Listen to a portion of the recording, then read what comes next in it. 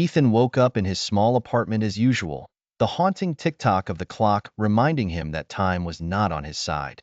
He shuffled to the window and glanced out, expecting to see the bustling streets of New York, but instead, he was met with a chilling emptiness. Window blinds swayed slightly in the cool breeze, but there was no one in sight, not a single soul. The city that never sleeps had been silenced. For miles, streets were abandoned and buildings stood like tombstones. Panic gripped his heart as Ethan dashed out of his apartment. He screamed for anyone, his voice echoing back, mocking him. Shops lay eerily unlocked, newspapers skittered across the streets, and not a single car moved. It was as if the world had just vanished. As hours turned into days, Ethan's sanity began to slip. He scavenged for food, taking what he needed from the empty stores, but every shadow seemed to harbor malicious intentions, every whisper of wind turning into sinister voices. In this empty realm, his sense of time began to warp. He often found himself pondering if he had slipped into a fractured reality. A purgatory for reasons unknown. Nights brought the worst torments. The creaks and groans of the forsaken city became a cacophony of terror, making him curl into a ball to muffle the imagined horrors. One evening, he found a note in his own handwriting that he didn't remember writing. "You are not alone," it read.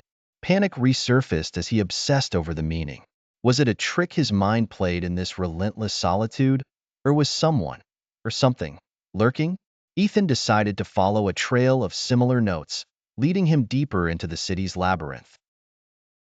Each new note sent chills down his spine, some stained with dark, sticky patches. Finally, in a decrepit old theater, Ethan found the last note pinned to a curtain. As he pulled it back, a wave of dread washed over him. The theater was full of mannequins, all arranged to witness his arrival, each bearing his face. In the center sat a figure cloaked in darkness, whispering words that seemed to penetrate his soul.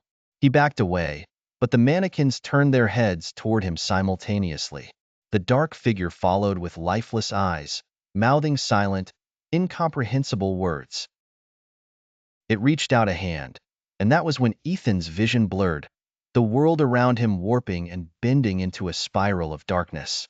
He woke up in his bed, the haunting tick-tock of the clock unchanged.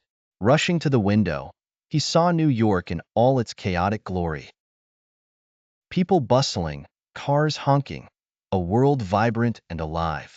But the question gnawed at his sanity. Was it a mere nightmare? Or had he truly been alone in a world that whispered secrets best left unheard? Every night, he feared closing his eyes, dreading he might awaken again in that ghastly emptiness. In this new reality, or possibly in his sanity's last hold, Ethan lived with the terror that the world might disappear once more, leaving him forever alone.